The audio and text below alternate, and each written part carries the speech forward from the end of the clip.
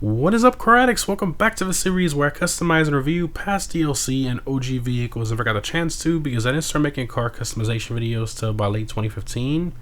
As always, guys, let me know in the comments what car from late 2015 and older you want to see me customize next, and I'll display the most liked vehicle suggestion comment in the next customization video. So in today's video, we're going to be customizing the Vapid Bobcat XL. So this is an OG vehicle that's been in the game since day one and can be purchased from the Summer San Andreas website for $23,000, or of course you can get off the street for free. Now I do want to mention right out of the gate here, guys, that this truck basically has no visual customization, which is a bit unfortunate, but it sort of makes sense considering it's a vehicle from 2013. Now the Bobcat name was first introduced in GTA 3 and was also featured in Vice City, San Andreas, Liberty City Stories, Vice City Stories, GTA 4, and Chinatown Wars as well. But of course, the one in GTA 4 is pretty similar to the one we have in GTA 5. However, in the past, it was called just Bobcat, but when they added it to GTA 5, they named it Bobcat XL. Now the Bobcat XL does have two different variants that you have to find off the street. The first one has a bed cap added and a roof sunshade as well. And the other variant is the one that has no bed cap and no sunshade. And unfortunately, the bull bar is forced on there no matter what variant you find. Now I do want to mention that the bed cap variant is forced when you buy it from the website. So most OG cars allow you to get the other variants by just buying it over and over from the website if you don't feel like going to find it on the map. However, that does not work for the Bobcat XL. You can buy it 100 times off the website and it will spawn with the bed cap. Trust me, I tried like 5 or 6 times. It was bed cap over and over again. So the only way you can get the one without the bed cap is by finding it. But thankfully, there is a spawn point that always works regardless of the time of day and what vehicle you're in. And that is right here on the map. So the Bobcat will always spawn in this location next to the containers here. Doesn't matter the time of day, doesn't matter if you're an oppressor, in an aircraft, it will always spawn right here. And it will spawn with or without the bed cap. So if the one with the bed cap spawns or vice versa, just drive far away, come back, and the other variant will spawn. Now, in terms of performance, the Bobcat XL is in the Vans class, which makes absolutely no sense. It's a truck, and for some reason, Rockstar categorized it as a luxury vehicle on the website, which makes even less sense. But anyways, this pickup truck that's apparently a luxury van is around mid-pack in the Vans class, so not really all that quick. But that's to be expected with an older OG truck like this. But anyways, in terms of what the Bobcat XL is based on, is primarily based on the 1980s Chevy C30 dually. So pretty interesting there how this truck is mainly Chevy and Rockstar still categorized it as a Ford. And also to mention, the taillights of the Bobcat are based on the KK Jeep Liberty, which is extremely random. But that's what Rockstar did back then, combining the most random parts from different vehicles.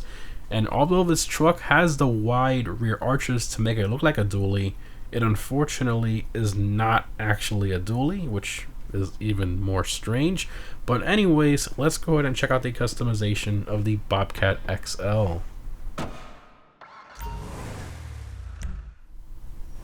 Alright, Bobcat XL in the Vans class. It still doesn't make any sense to me, but okay. Armor, brakes, engine, lights. I think we'll keep the yellow lights, even though the build we're doing is kind of like a resto mod. You know what? We'll do the updated xenons there. Plates, black background, and we'll go for my if I can find it. Here we go. America plate. Respray. So the primary color on this truck is actually the bottom half, not the top half, like you would probably think. And then the secondary is the top half. So yeah, it's kind of like swapped, but I guess it does kind of make sense because there's less color here than the I don't know. I guess it kind of does make sense. But usually, to me, I'm used to the primary being the upper part of the paint, not the bottom. But anyways, for this we're gonna go to our secondary, which to me is the primary. I'm gonna go to Chameleon, and I'm gonna do an anodized red pearl, and you'll see the build kind of all come together here. We go to primary, and then we'll do the black, and I think that looks amazing. Got the bottom half of the truck with the chameleon kind of reddish orange on top, and then around the bed rail area, I think it just looks so good with the black bed and all that. I think it looks awesome.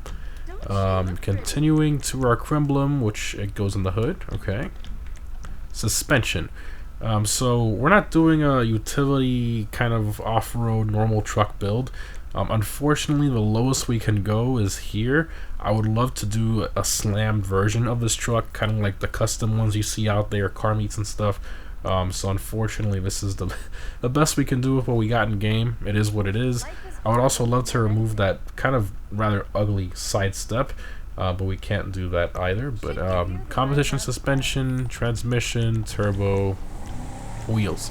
So this is the biggest change of the truck right here. We're gonna go to street. We're gonna scroll down here, and I'm gonna throw on the deep Mambas. A lot of custom trucks builds you see out there, they use wheels kind of similar to this. I think they look really good on these custom trucks. Wheel color, just to make it a bit darker, we'll do the stone silver, a little darker than the alloy. I think the black doesn't really work too well. I think the gray gives it a nicer contrast. Windows, black them out, looks a lot better, that's for sure. And that's all the options there. So bull bar, again, forced on all the variants. Sidestep also forced. It just is what it is. Alright, let's go ahead and take it for a drive. Exit to ground. It looks a lot better. I mean, it looks kind of like a nice custom truck. I just wish, at least at the minimum, I wish that I could lower it more. And then the little things, remove those side steps, remove that bull bar. This thing will look 10 times better, but pull onto the sunlight, see how it looks. Not bad, even though we barely have any sunlight left, but it looks pretty good. I like that. Let's give it a few revs here. First person, yeah, I mean, it's kind of like SUV exhaust note for the most part there. Okay, not terrible. Let's floor it. Quite a bit of wheel spin there. This thing is rear-wheel drive. Oh, barely fit through there.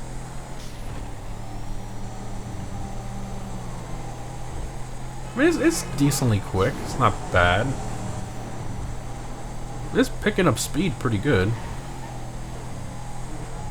Alright, see a corner here. Let's see how it does. Ooh, back end.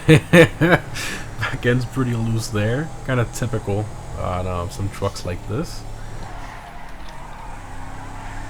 Understeer there. I mean, it drives like a typical truck.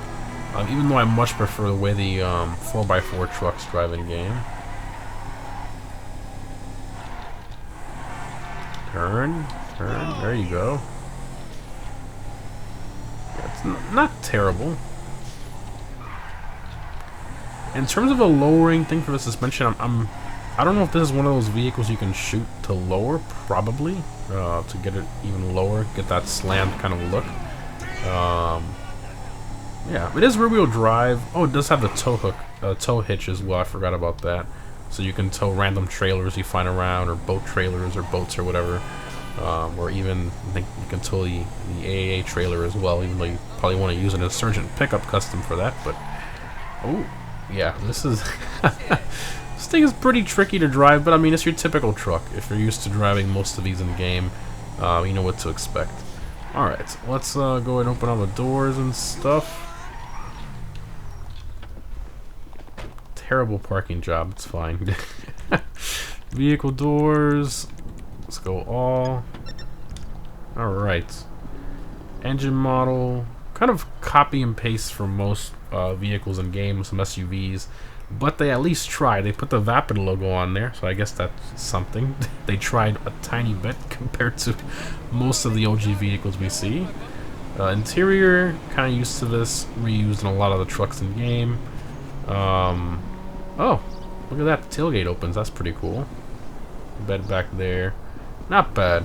I mean, it is kind of annoying how we do have, you know, that dually look with the wide rear arches, but you know, it's just a single tire, even with the stock wheels. It's kind of annoying that they did that. That's really dumb in my opinion.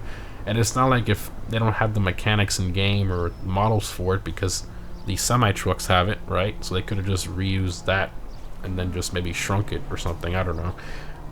But yeah, overall pretty cool. I think this is a pretty nice one to own. Maybe if you have like a truck collection or something, you can kind of put this one in there, like a nice little addition to that, depending on kind of the build you want to go. But anyways, guys, I hope you enjoyed. Remember to let me know down below in the comments what vehicle from late 2015 and older you want to see me customize next. Thanks for watching, guys, and I'll see you in the next one.